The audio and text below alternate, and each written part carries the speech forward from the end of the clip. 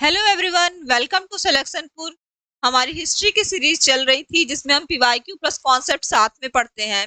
पाषाण कालीन सभ्यता का एक चैप्टर पूरा हो चुका है और सिंधु घाटी सभ्यता का दूसरा चैप्टर चल रहा है जिसमें हमने कॉन्सेप्ट पढ़ लिया है। अब हम पीवाईक्यू कर रहे हैं। तो ये पीवाईक्यू की हमारी तीसरी क्लास है। चलिए आइए नेक्स्ट क्वेश्चन करते हैं। भारत में हड़प्पा का वृहद स्थल है राखी गढ़ी, धौलावीरा, कालीबंगा या लोथल। भारत में हड़प्पा का वृहद स्थल सबसे वृहद स्थल राखीगढ़ी माना जाएगा। धौलावीरा और राखीगढ़ी भारत के हड़प्पा के दो वृहद स्थल हैं और मोहनजोदड़ो और हड़प्पा पाकिस्तान में वृहद स्थल पाए जाते हैं। लोथल एक बंदरगाह था और कालीबंगा में जुते हुए खेत पाए गए थे। तो Rakhigarhi answer A is correct answer. Haryana के हिसार जिले में अवस्थित राखीगढ़ी हड़प्पा सभ्यता का बड़ा स्थल है। मोहनजोदड़ो हड़प्पा और गनवेरीवाल पाकिस्तान में राखीगढ़ी एवं धौलावीरा हड़प्पा सभ्यता के 5 बृहद स्थल की श्रेणी में आते हैं। भारत का सबसे बड़ा हड़प्पनपुरा स्थल है। सबसे बड़ा हड़प्पनपुरा स्थल क्या है? आलमगीरपुर, कालीबंगा, लोथल या राखीगढ़ी।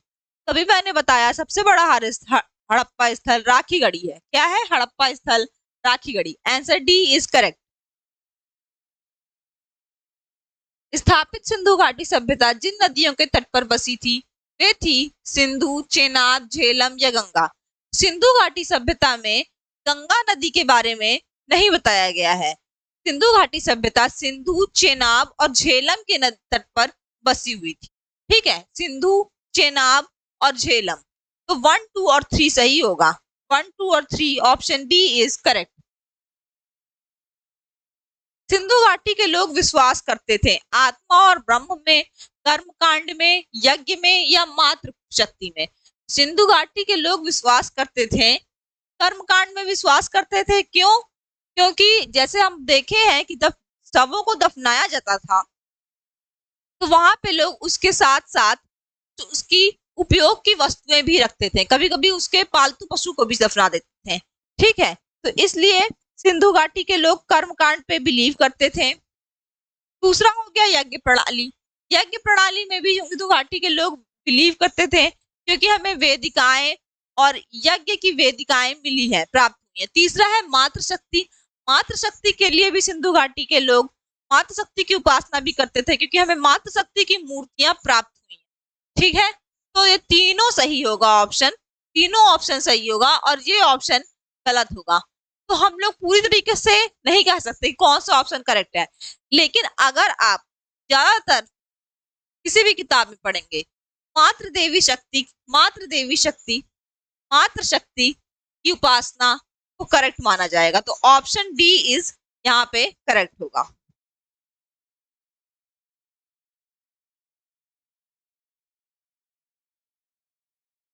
सिंधु सभ्यता की लिपि अभी तक पढ़ी नहीं जा सकी है। इस कारण उन लोगों के धार्मिक विश्वास के बारे में निश्चित तौर पर कुछ नहीं कहा जा सकता है। उत्खनन ने प्राप्त स्त्री मूर्तियों की बहुलता से मातृ शक्ति की अनुमान लगाया जा सकता है।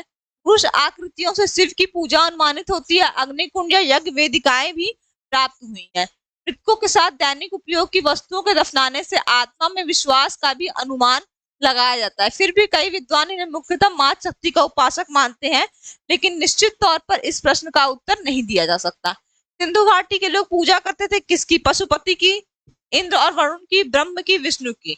सिंधु घाटी में हमें मोहनजोदड़ो से पशुपति शिव की मूर्ति प्राप्त हुई है। तो सिंधु घाटी के लोग किसकी पूजा करते थे? पशुपति की। सिंधु घाटी के लोग किसकी पूजा करते थे? पशुपति की।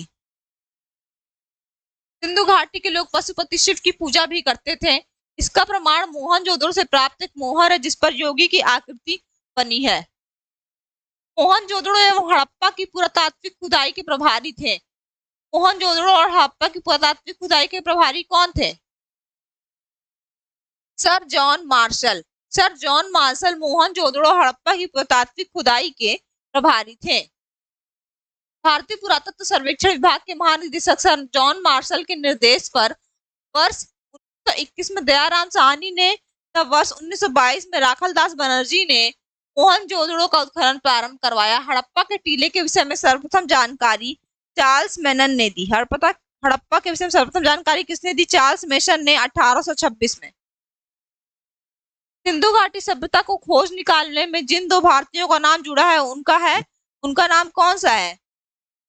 राखलदास बनर्जी या दयाराम साहनी, जॉन मार्शल तथा ईश्वरी प्रसाद, आशीर्वादी लाल श्रीवास्तव तथा रंगनाथ राव, माधव स्वरूप वत्स या बीबी राव। तो राखलदास बनर्जी और दयाराम साहनी, ये राखलदास बनर्जी और दयाराम साहनी ने 1921 और 22 में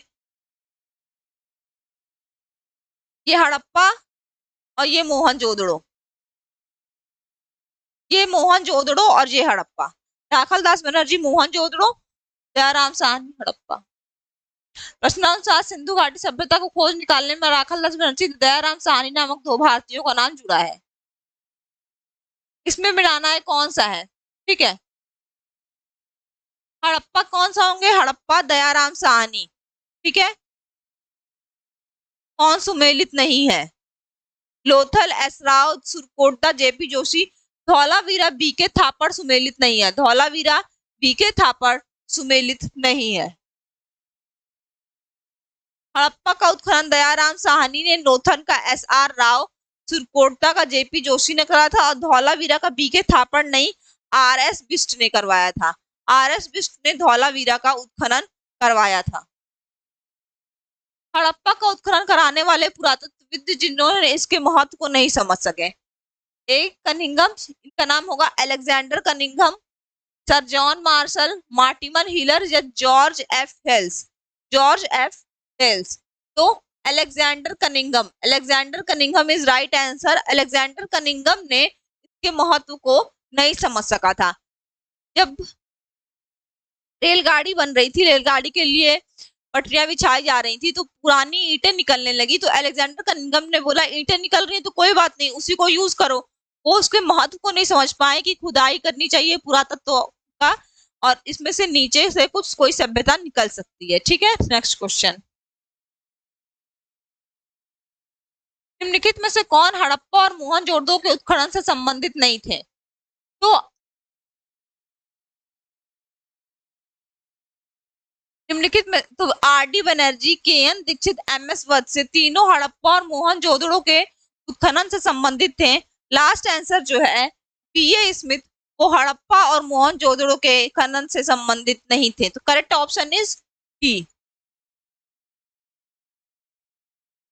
1921 में दयाराम साहनी ने बृहद स्तर पर हड़प्पा उत्खनन प्रारंभ करवाया। 26 से 27 से 33 से 34 में माधव स्वरूप वत्स ने हड़प्पा के उत्खनन से संबंधित रहे। 1922 में राखलदास बनर्जी ने की तथा इसके पुरातात्विक महत्व की ओर ध्यान आकर्षित किया। ठीक है, इनके अतिरिक्त कुछ अन्य विद्वानों के एन दीक्षित, अर्नेस्ट मैके, ऑरल स्टील, ए घोष, जेपी जोशी आदि ने भी इस सभ्यता की खोज में महत्वपूर्ण योगदान दिया। स्पष्ट है कि वी ए स्मिथ हड़प्पा सभ्यता की खोज से संबंधित नहीं थे, बल्कि ये एक आयरिश इंडियोलॉजिस्ट एवं इतिहासकार के रूप में प्रसिद्ध थे। निम्नलिखित में से किसके द्वारा सुरकोटदा नामक हड़प्पा संस्कृति के स्थल की खोज की गई थी? तो सुरकोटदा की खोज किसके द्वारा की गई थी? A BB Lal, B A S Rao, C V D Sharma, D Jagpati Joshi या ई अनुत्तरित प्रश्न। हड़प्पा की खोज अभी हमने पढ़ा। सुरकोटदा की खोज किसने की थी? सुरकोटदा की खोज जगतपति जोशी, जेपी जोशी ने की थी। जगतपति जोशी ने की थी। सुरकोटदा गुजरात के कच्छ जिले में स्थित है। सुरकोटदा नामक हड़प्पा संस्कृति की खोज और उत्खनन जगतपति जोशी ने किया था। सभ्यता की विकसित अवस्था में निम्नलिखित में से किस स्थल के घरों में कुएं के अवशेष मिले हैं? ठीक है, मोहनजोदड़ो में भी कुआं मिला है, लेकिन घरों में नहीं। ज्यादातर घरों में, कालीबंगा के घरों में हमें कुएं मिले हैं। ठीक है, कालीबंगा के ज्यादातर घरों में हमें कुएं मिले हैं। तो करेक्ट ऑप्शन इज बी। जैनलाल पांडे की पुस्तक पुरातत्व विमर्श की पृष्ठ संख्या 386 के अनुसार सिंधु सभ्यता के अधिकांश नगरों के लगभग प्रत्येक घर में निजी कुएं एवं नालियों, स्नानागार होते थे। ठीक है, रामचरण शर्मा की पुस्तक प्राचीन भारत का इतिहास पृष्ठ संख्या 78 के अनुसार कालीबंगा के प्राय सभी घरों में कुएं थे। कालीबंगा के प्राय सभी घरों में हुए थे। ठीक है,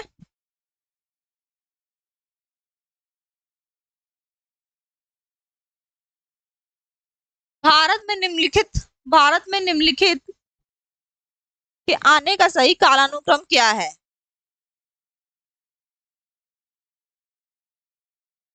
सबसे पहले भारत में नगर संस्कृति आई। सबसे पहले भारत में नगर संस्कृति आई। सबसे पहले भारत में नगर संस्कृति आई और फिर उसके बाद आहत मुद्रा चांदी के सिक्के आए। ये ऑप्शन गलत है, ठीक है, ये ऑप्शन पूरा गलत है। फिर आहत मुद्रा चांदी के सिक्के आए, फिर सोने के सिक्के आए, लोहे का हल सबसे बाद में आया। 4231 होगा, 4213। ये ऑप्शन गलत है, 4213 होगा। सर्वप्रथम मानव ने निम्न धातु का उपयोग किया। सर्वप्रथम मानव ने चांद तांबे का उपयोग किया। सर्वप्रथम मानव ने किसका उपयोग किया? तांबे का उपयोग किया। सर्वप्रथम मानव ने तांबे का उपयोग किया। किसका उपयोग किया? सर्वप्रथम मानव ने तांबे का उपयोग किया। Option C is correct.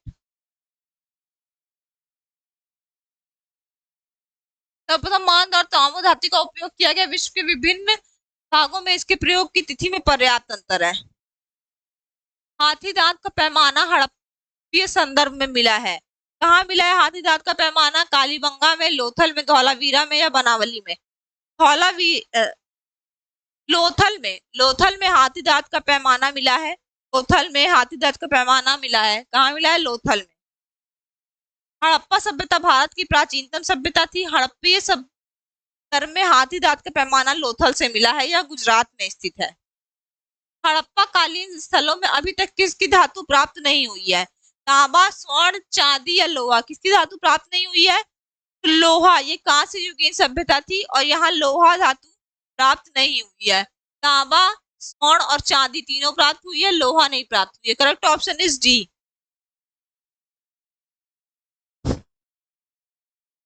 इनमें से कौन सा स्थल घग्गर और उसकी सहायक नदियों घाटी पे स्थित है? घग्गर में कौन सा है? लोथल। नहीं, लोथल नहीं, सॉरी, मनावली। मनावली जो है वो घग्गर नदी पर स्थित है। मनावली किस नदी पर स्थित है? घग्गर नदी पर स्थित है। हरियाणा में स्थित बनावली नामक हड़प्पीय स्थल घग्गर एवं उसकी सहायक नदियों द्वारा निर्मित घाटी पे स्थित है। मोहनजोदड़ो, हड़प्पा, रोपड़ एवं कालीबंगा सिंधु घाटी सभ्यता के प्रमुख स्थल है। कूट से सही उत्तर चुनिए। सिंधु घाटी सभ्यता के प्रमुख स्थल है।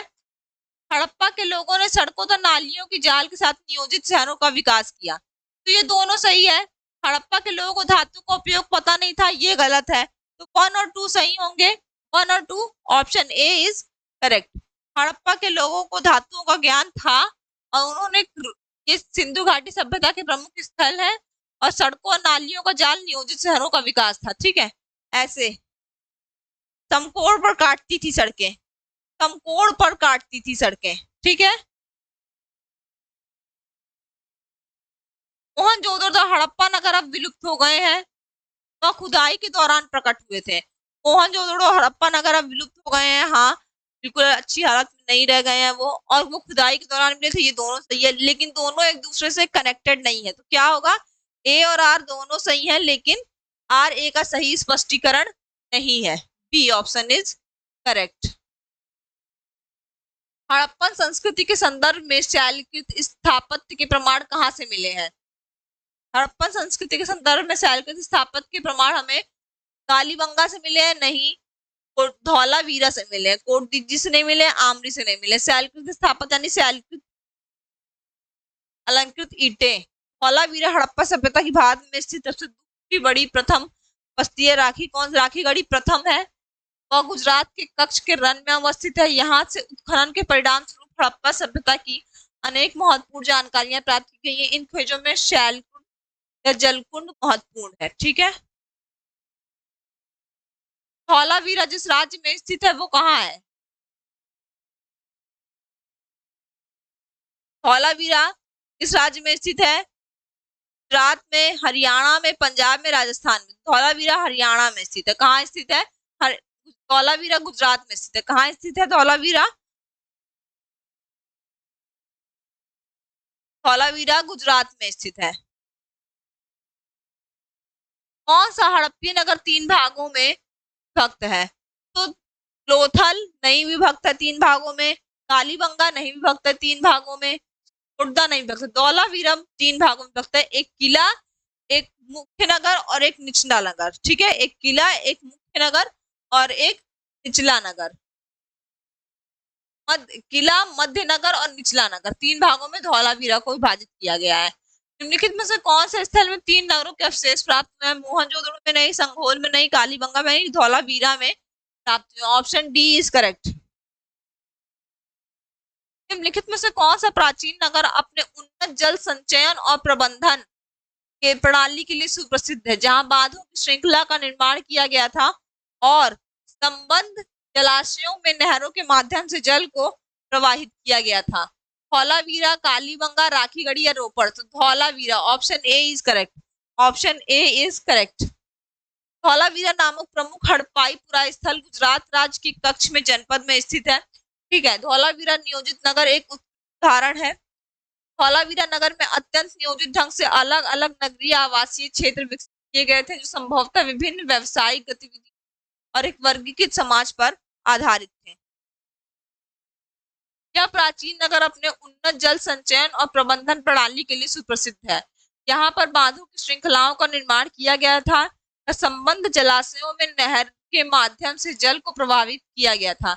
यहाँ से जल संचयन प्रणालियों तथा जल निकासी प्रणालियों के साथ साथ वास्तुशिल्प एवं तकनीकी रूप से विकसित गांव में नजर आने वाली उच्च तकनीकी प्रगति, स्थानीय सामग्री की डिजाइन, कार्यान्वयन और प्रभावकारी में स्पष्ट रूप से परिलक्षित थी। मतलब वहां पे नालियों और सड़कों का व्यवस्था अच्छा था। ठीक है, यही बताया जा रहा है, नालियों और सड़कों की व्यवस्था जो है वो अच्छी थी। एक उन्नत जल प्रबंधन व्यवस्था का साक्ष्य प्राप्त हुआ है आलमगीर से नहीं, धौलावीरा से प्राप्त हुआ है, कालीबंगा से नहीं, लोथल से नहीं। जल प्रबंधन को व्यवस्था का साक्ष्य कहाँ प्राप्त हुआ है? धौलावीरा से। निम्नलिखित में से किस स्थल में दिव्य शव संस्कार डबल बरियल का प्रमाण मिलता है? धौलावीरा, लोथल या कालीबंगा या कुंतासी? तो हमें दिव्य शव संस्कार 2-3 जगह से प्राप्त होता है। दिव्य शव संस्कार 2-3 जगह से प्राप्त होता है, देखते हैं। लोथल से सर्वाधिक 3 दिव्य शव समाधिकरण प्राप्त हुए हैं, कालीबंगा से 1 युगल और राखीगढ़ी से भी। तो अगर संख्या को आधार माना जाए सही उत्तर विकल्प सी होगा, किंतु यदि प्रमाण को आधार माना जाए सही उत्तर विकल्प सी और डी दोनों होंगे। लोथल से सर्वाधिक और कालीबंगा से भी प्राप्त हुआ है, राखीगढ़ी से भी प्राप्त हुआ है और लोथल से सर्वाधिक प्राप्त हुआ है। ठीक है, तीनों हो सकते हैं। हड़प्पन स्थल सनोली अभी हाल में उत्खनन से प्राप्त हुआ है। में क्या प्राप्त हुआ है? सनोली जो है उत्तर प्रदेश में है, उत्तर प्रदेश में हड़प्पन स्थल बनाया गया है और इसमें प्राप्त हुआ है मानव समाधान, मानव समाधान प्राप्त हुआ है। उत्तर प्रदेश के बागपत जिले में बारोद तहसील के सनोली नामक हड़प्पन पुरा स्थल से क्रमबद्ध रूप से 125 मानव समाधान प्राप्त हुए, जिनकी उत्तर से दक्षिण दिशा है। ठीक है, इन समाधानों के साथ दैनिक उपयोग की वस्तुएं मिली है, जिनमें गहने प्रमुख है, के साथ ही कुछ जानकारियों की हड्डियां प्राप्त हुई, जिसे हड़प्पा से जोड़ के देखा जा सकता है, जिसे हड़प्पा से जोड़ के देखा जाता है। हड़प्पा सभ्यता का स्थल मांडी किस राज्य में स्थित? हड़प्पा सभ्यता का स्थल मांडी किस राज्य में स्थित है? गुजरात, हरियाणा, राजस्थान या उत्तर प्रदेश? गुजरात, हरियाणा, राजस्थान या उत्तर प्रदेश? मांडी जो है उत्तर प्रदेश, उत्तर प्रदेश में स्थित है। किसमें? Option D is correct, Uttar Pradesh में स्थित है। 2000 में उत्तर प्रदेश के मुजफ्फरनगर जिले का एक गांव मांडी अचानक चर्चा में आ गया। पगरा ब्लॉक में स्थित मांडी गांव में एक खेत में खुदाई के दौरान प्राचीन आभूषण और सिक्के, बर्तन आदि मिले थे। इसे हड़प्पा सभ्यता से जोड़कर देखा गया था। ठीक है, हड़प्पा सभ्यता से जोड़कर देखा गया था। वस्त्रों के लिए कपास की खेती का आरंभ सबसे पहले किया गया था मिस्र में, मेसोपोटामिया में, मध्य अमेरिका में या भारत में? तो भारत में सबसे पहले वस्त्रों के लिए कपास की खेती का आरंभ किया गया था। भारत में सबसे पहले किया गया था।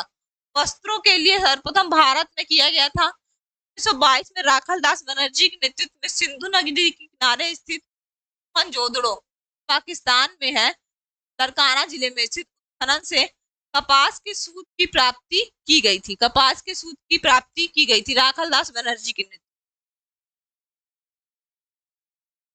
निम्नलिखित में से कौन सा लक्षण सिंधु सभ्यता के लोगों का सही चित्रण कराता है?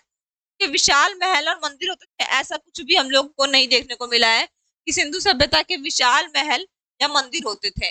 वे देवियों देवताओं दोनों की पूजा करते थे, बस उसमें देवी की पूजा देखने को मिला है। ठीक है, देवी की पूजा देखने को मिला है, और युद्ध में घोड़े खींचने के लिए रथ का प्रयोग करते थे, ये भी नहीं होगा। केवल ऑप्शन 2 इज करेक्ट है, वो भी आधा ही करेक्ट है, लेकिन अब इसको मोस्ट करेक्ट में मान लेंगे। ठीक है, केवल 2 भी। वर्तमान तक सिंधु घाटी सभ्यता के स्थलों की खुदाई में किसी मंदिर अथवा पूजा स्थल के साक्ष्य नहीं प्राप्त हुए हैं। इस सभ्यता के धार्मिक जीवन का एकमात्र स्रोत यहाँ से पाई गई मिट्टी और पत्थर की मूर्तियां एवं मोहरे हैं। इनसे यह ज्ञात होता है कि यहाँ माता देवी, पशुपति शिव लिंग एवं योनि की पूजा और पीपल, नीम आदि पेड़ों एवं नाग आदि जीव जंतुओं की उपासना प्रचलित थी। पशुओं में हाथी, बाघ, भैंस, गैंडा और घड़ियाल के चित्र मिलते थे, लेकिन घोड़े के चित्र का अभाव है। लेकिन घोड़े की अस्थियां, घोड़े की मृणमूर्ति लोथल, सुरकोटदा और कालीबंगा इत्यादि स्थलों से प्राप्त हुई। फिर भी घोड़े का उपयोग युद्ध के रथ को खींचने में किया जाता था, ऐसे साक्ष्य का अभाव है, इसलिए विकल्प बी उचित। घाटी सभ्यता के संदर्भ में निम्नलिखित कथनों पर विचार कीजिए।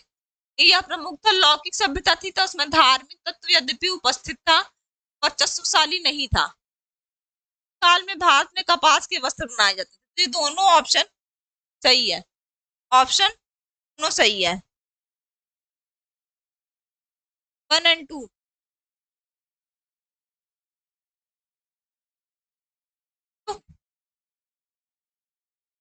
सिंधु घाटी सभ्यता के संदर्भ में सामान्यतः माना जाता है कि यह प्रधानतः लौकिक सभ्यता थी, इसमें धार्मिक तत्व यद्यपि उपस्थित थे किंतु वर्चस्वशाली नहीं थे। सिंधु सभ्यता में अनेक स्थलों से कपास के रेशों से निर्मित वस्त्र साक्ष्य मिले हैं, जिससे स्पष्ट होता है कि वहां के लोग इसका निर्माण करते थे। ठीक है, निम्न स्थानों पर किस एक स्थान पर सिंधु घाटी सभ्यता से संबंध विख्यात वृषभ मुद्रा प्राप्त हुई थी? वृषभ मुद्रा हमें कहां से प्राप्त हुई थी? तो हड़प्पा से नहीं, जनहुदड़ो से नहीं, लोथल से नहीं, मोहनजोदड़ो से हमें वृषभ मुद्रा प्राप्त हुई थी। मोहनजोदड़ो से वृषभ मुद्रा प्राप्त हुई थी। मोहनजोदड़ो से प्राप्त कुबड़ वाले बैल की आकृति युक्त मुखर की कलाकृति की पूरी भूरी प्रशंसा मार्शल महोदय ने की है। इसमें बैल के अंगों में उभार और शरीर के अनुपात में जो विशिष्टता दिखाई गई है वह अपूर्व है। सिंधु सभ्यता से प्राप्त मोहरों में कौन से वृक्ष की आकृति मिलती है? आम की नहीं, पीपल की मिलती है, परिजात की नहीं मिलती है, साल की नहीं मिलती है, पीपल की आकृति मिलती है प्राप्त मोहर। तो घाटी काल में सर्वाधिक मोहरें सेलखेड़ी की बनी है, के अतिरिक्त कांचली, मिट्टी, चरट, गोमद आदि से बनी मोहरें भी प्राप्त हुई है।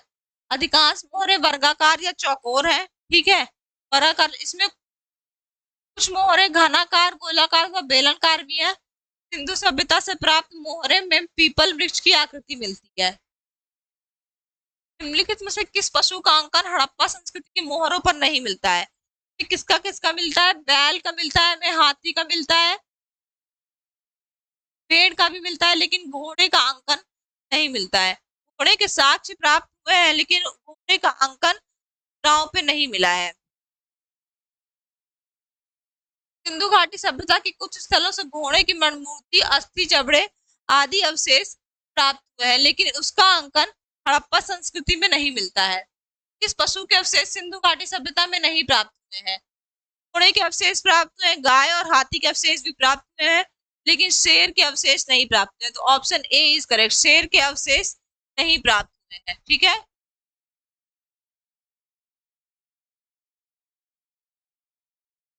दिए गए विकल्पों में गाय और हाथी के अवशेष तो सिंधु घाटी सभ्यता से प्राप्त हुए हैं। घोड़े के अवशेष सिंधु घाटी सभ्यता पर विद्वान मतभेद प्राप्त हुए हैं। आधुनिक उत्खनन के निष्कर्षों के आधार पर अनेक प्रख्यात विद्वानों ने घोड़े के अवशेषों के सिंधु घाटी सभ्यता से प्राप्त होने के अभिमत की पुष्टि की है।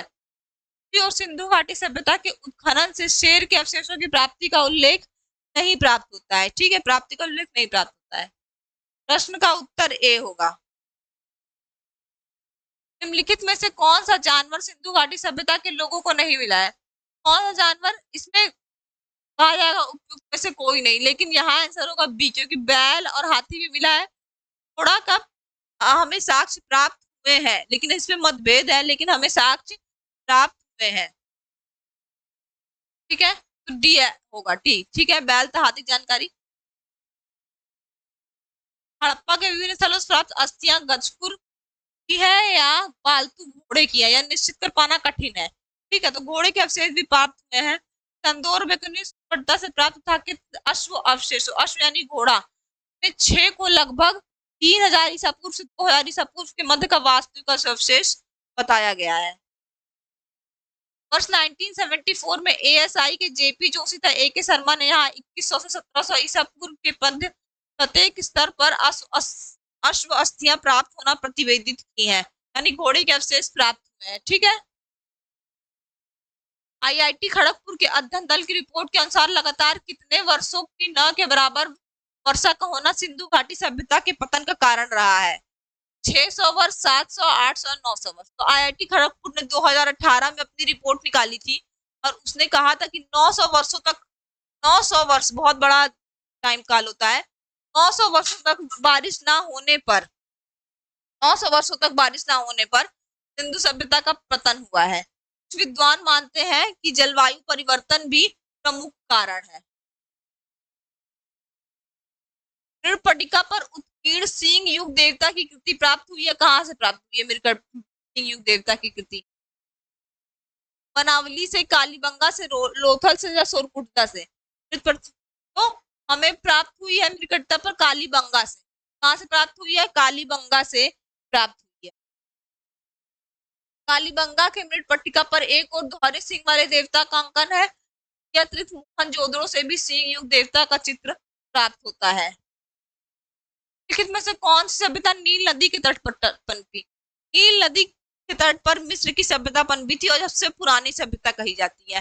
तो पुरानी सभ्यता में से एक कही जाती है। रोमन सभ्यता नहीं, सिंधु घाटी सभ्यता नहीं, पुरानी सभ्यता नहीं, मिस्र की सभ्यता, मिस्र की सभ्यता। मिस्र की सभ्यता का विकास नील नदी की द्रोणी पे हुआ है। नील नदी की इस प्राचीन सभ्यता का आधार थी। मिस्र को नील नदी का वरदान या उपहार कहा जाता है, क्योंकि इस नदी के अभाव में यह भू रेगिस्तान होता। मिस्र अफ्रीका महाद्वीप में स्थित है। इसकी समकालीन सभ्यताएं घाटी सभ्यता तो मेसोपोटामिया की सभ्यता है। मिस्र के साथ साथ सिंधु घाटी की सभ्यता चलती रहे। निम्नलिखित सभ्यताओं का उत्तर से दक्षिण सही क्रम कौन सा है? तो माया, एस्टेक, मुस्का, इंका नहीं, ये सब सभ्यताएं, सभ्यताएं। उत्तर से दक्षिण में इनका क्रम लगाना है।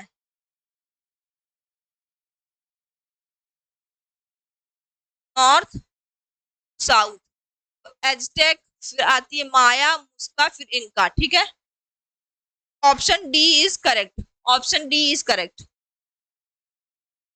लेखन कला की उचित प्रणाली विकसित करने वाली सर्वप्रथम सभ्यता कौन सी थी? सिंधु, मिस्र, सुमेरिया या चीन? सुमेरिया जो है लेखन कला की उचित प्रणाली विकसित करने वाली सर्वप्रथम सभ्यता थी, सुमेरिया। ठीक है, ये हमारा आज का लास्ट क्वेश्चन था और ऐसे ही घाटी सभ्यता का चैप्टर खत्म होता है।